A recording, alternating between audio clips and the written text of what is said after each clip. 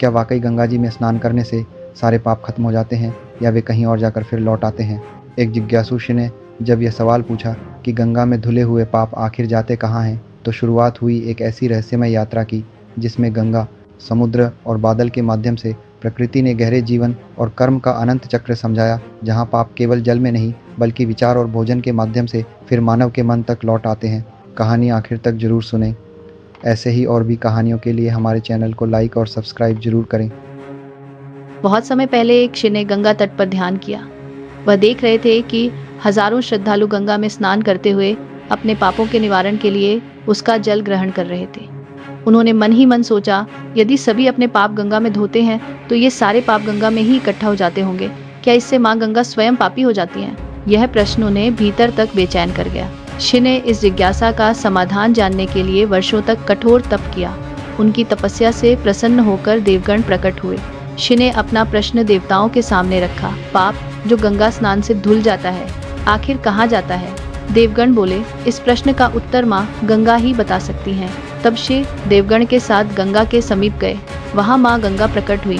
ऋषि ने प्रश्न किया, हे गंगे, हर दिन लाखों लोग तुम्हारे जल में स्नान कर अपने पाप धोते हैं, क्या इससे तुम पापासिक्त हो जाती हो?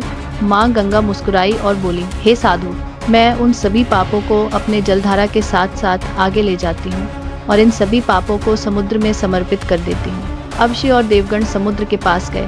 ऋषि ने समुद्र देव से पूछा, गंगा अपने जल के साथ लाखों लोगों के पाप तुम्हें समर्पित करती हैं, क्या तुम पापी हो जाते हो?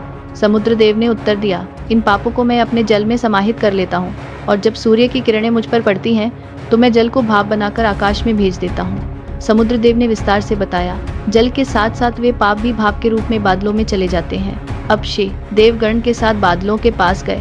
ऋषि ने देखा, हे मेघराज, आपको समुद्र से केवल शुद्ध जल ही मिलता है या पाप भी? बादल बोले, हम समुद्र से मिले जल को वर्षा में बदलकर धरती पर बरसाते हैं। इसी जल से खेत लहलहाते हैं, अन्न उपजता है, इस अन्न को मानव खुद ग्रहण करता है। यह सुनकर ऋषि को बहुत गहरी बात समझ आई। बादलों ने आगे बताया, जब अन्न का उत्पादन होता है, मानव जिस भाव और विचार से अन्न का सेवन करता है उसकी मानसिकता भी वैसी ही बन जाती है। इसलिए जैसा अन्न वैसा मन की कहावत है। जो मानव लोभ, क्रोध या छल से ग्रहण करे उसके भीतर भी वह ही दूषित विचार आते हैं। श्रम, प्रेम और शांति से प्राप्त अन्न शुद्ध रहता है और मनुष्य के विचार भी निश्चल तथा उदात्त हो जाते हैं। ऋषि को जीवन का गहरा रहस्य समझ आ गया। पाप केवल गंगा में धोकर समाप्त नहीं होते, वे प्रकृति के चक्र में जाकर अंततः मानव के विचारों, कार्यों और जीवन शैली को प्रभावित करते हैं। इसीलिए कर्म, विचार और भोजन शुद्ध रखना आवश्यक है। इस पूरी प्रक्रिया से ऋषि ने जाना कि पाप न तो गंगा में नष्ट होते हैं, न समुद्र में, न बादलों में, बल्कि वे हमारे ही कर्मों और विचारों में लौट आते हैं। गंगा में स्नान करना केवल बाहरी शुद्धिकरण है, जो आंतरिक शुद्धता और सच्ची पवित्रता के लिए हमें अपने कर्मों को सुधारने की प्रेरणा देता है। इस कहानी से स्पष्ट है कि गंगा हमें पवित्रता का संदेश देती है। पाप को गंगा में धोकर केवल शारीरिक शुद्धता मिलती है, लेकिन अगर व्यक्ति विचार, भोजन और कर्म को शुद्ध नहीं करता तो वही पाप किसी न किसी रूप में मन और जीवन में प्रवेश कर जाते हैं। अतः भौतिक स्नान के साथ आत्मिक रूप से शुद्ध बने रहना ही सच्ची पवित्रता है।